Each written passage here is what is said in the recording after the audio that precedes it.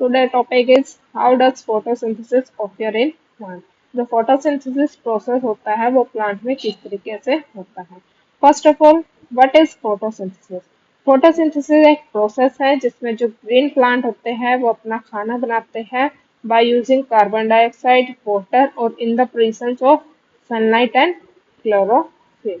Basically यहाँ पे क्या है, जो प्लांट होते हैं वो अपना खाना बनाते हैं वाटर और कार्बन डाइऑक्साइड का यूज करके, लेकिन सनलाइट की प्रेजेंस में और क्लोरोफिल की प्रेजेंस में.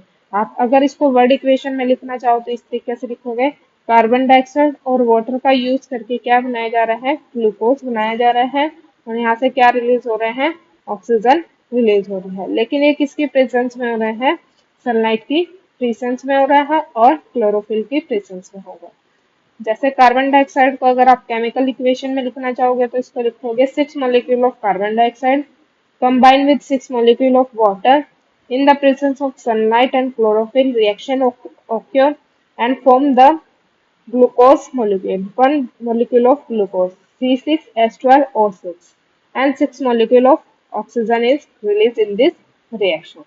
ओके, फर्स्ट स्टेप यहाँ पे क्या होएगा, सनलाइट को एब्जॉर्ब किया जाएगा. अब सनलाइट को कौन एब्जॉर्ब करेगा, जो क्लोरोप्लास्ट होता है प्लांट के अंदर, उसके अंदर क्या होती है, क्लोरोफिल प्रेजेंट होती है जिसका काम क्या होता है, सनलाइट को एब्जॉर्ब करना. सेकेंड स्टेप हमारा रहेगा एब्जॉर्प्शन ऑफ वाटर, वाटर को एब्जॉर्ब करना. अब वाटर को कौन एब्जॉर्ब करेगा, रूट्स एब्जॉर्ब करेगी. कहाँ से एब्जॉर्ब करेगी, सॉइल से एब्जॉर्ब करेगी. अब रूट्स वाटर को ट्रांसपोर्ट करेगी लीफ तक, मतलब प्लांट के पूरे पार्ट तक थ्रू द जाइलम. जाइलम एक वेस्कुलर टिश्यू होता है जो कि वाटर को ट्रांसपोर्ट करता है पूरे प्लांट में. थर्ड स्टेप जो रहेगा वो है इनटेक ऑफ कार्बन डाइऑक्साइड.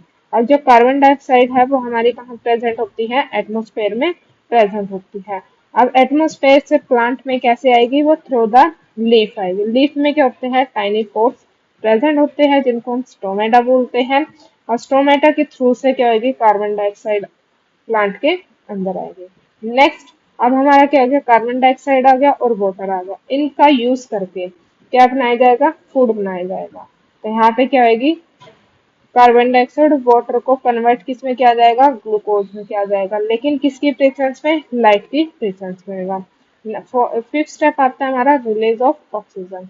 अब यहाँ पे फूड हमारा फाइनली प्रिपेयर हो चुका है, तो क्या रिलीज होएगा, हमारा ऑक्सीजन रिलीज होएगा फोटोसिंथेसिस के दौरान. और यह कहाँ से रिलीज होएगा, थ्रू द लीफ. लीफ में भी टाइनी पोर्स प्रेजेंट होते हैं जिनको हम क्या बोलते हैं, स्टोमेटा प्रेजेंट होता है.